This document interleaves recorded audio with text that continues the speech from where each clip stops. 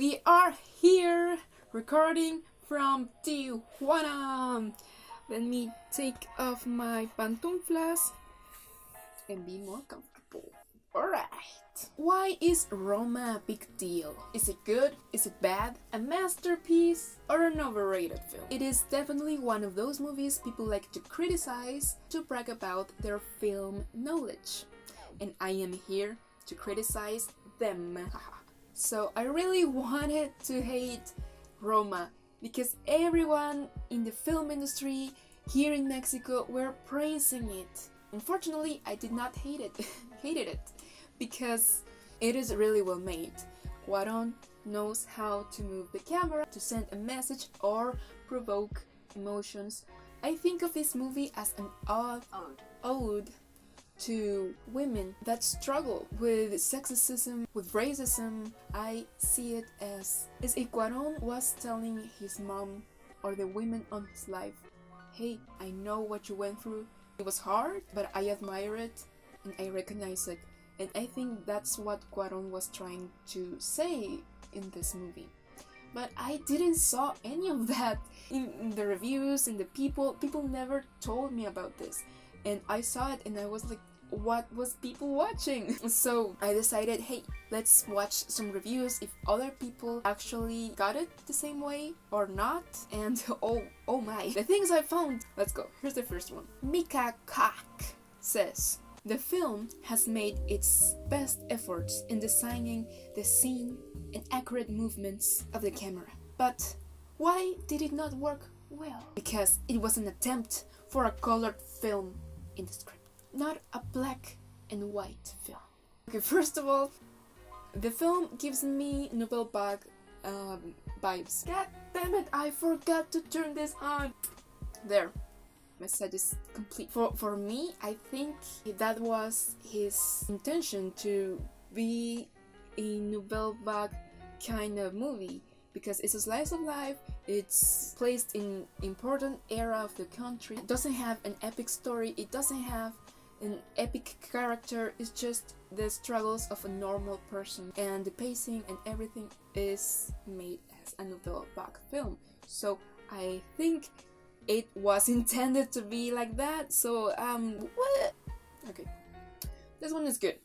The film does not have anything to talk. Poor story, poor director, poor performance. It is not at all wise to figure out how the servant lives in a fairy tale. A fairy tale? What? What fairy tale? She was the maid, her boyfriend left her because she was having his baby. She was afraid of having a baby and that her boss would just let her go because she was pregnant. So, and she loses the baby. Spoilers. What fairy tale? Okay, I don't know what you saw, but that was no fairy tale. This movie does not have anything to talk about.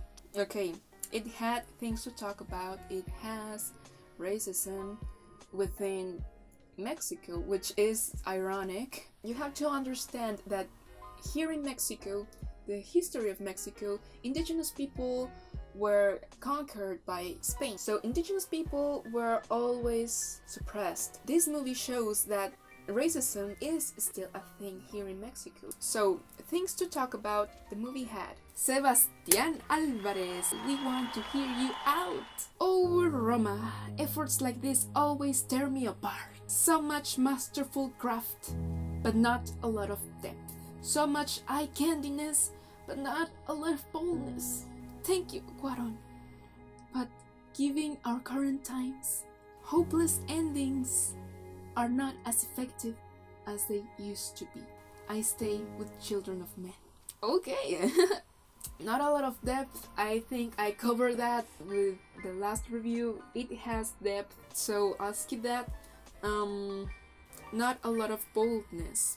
I think it is bold because Cuarón is used to make Hollywood films and to do a really slow movie, making it black and white, to talk about his past, his history. I think that's a really personal thing to do, and I think it is bold. hopeless endings. Because the character grew. At the beginning, she was treated just like a maid, but at the end, you see her as a part of the family, and that's beautiful because they connected. Women connected in this film. Women supported each other, and I think that was beautiful. You just have to look at the first frame and the last frame of the movie. The first frame was the floor. The last frame was the sky. It is an improvement, It is not a hopeless ending because nothing marvelous happened, nothing great happened, nothing like, oh, you won the lottery, woo! Oh, you didn't lose your baby, woo! Sorry, oh my god.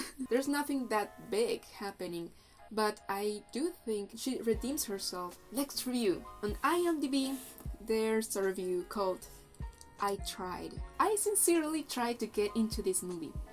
I was honestly bored throughout the film. I get it, I can see it. Not everyone is trained to look at a very long movie. It is understandable. I don't judge you. I love the camera work and get what this was going for. I just could not get invested as much as I wanted to. Not a bad movie, just not keeping me tuned in. Although I do say, again, cinematography was very nice throughout the film. Yes, okay, this guy is realistic. This guy is okay, I get it, it's good, but I got tired.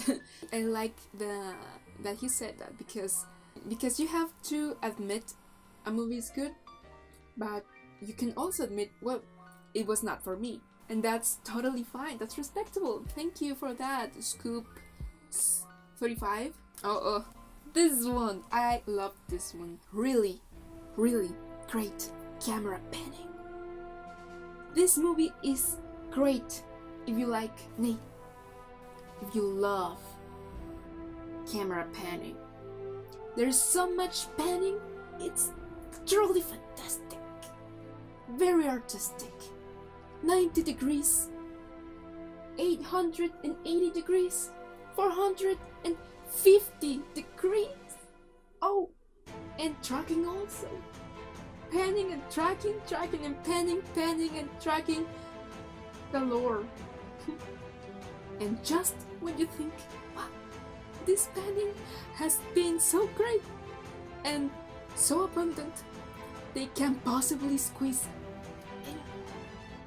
Well, right in that moment, you are in for a treat.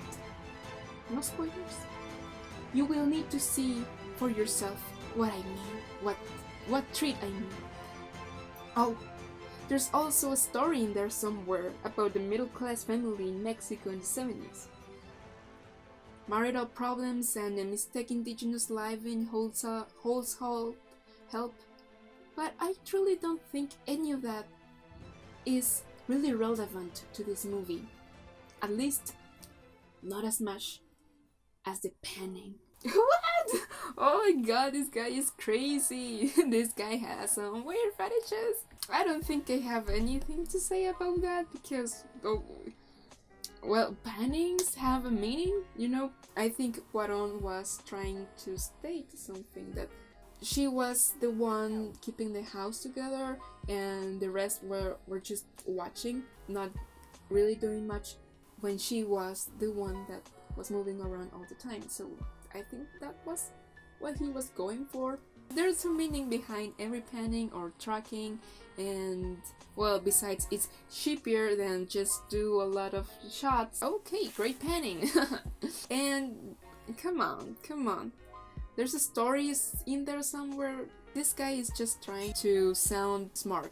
I'm not gonna lie, there are so many people that loved it, and there are these reviews that I totally hate, because I go to see a review because I want to know if it's good or if it's bad, or why is it good, why is it bad, and they just put me the storyline. They tell me what the movie is about, and they are like, good. No, we in Mexico call it lame botas, which stands for licking their boots. It is our term for kissing butts. There are many people licking Alfonso Cuarón's puts. Yeah, and I get it, but come on, he's just a person. You don't have to idolize him. There are many people praising and loving the movie, and I see why. It is good. It achieves what Alfonso wants.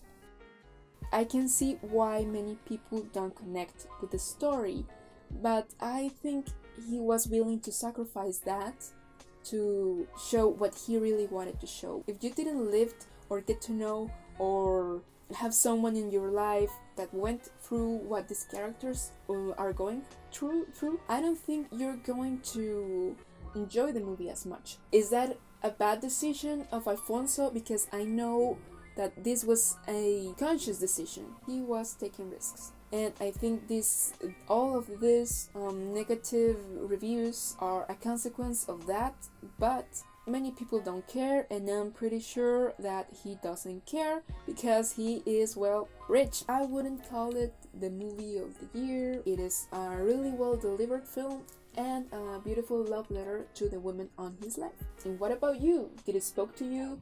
Did it not? Do you think it's a masterpiece? Do you think it's overrated? Tell me about it. And I'll see you on the next video. Hopefully. Woo! Bye.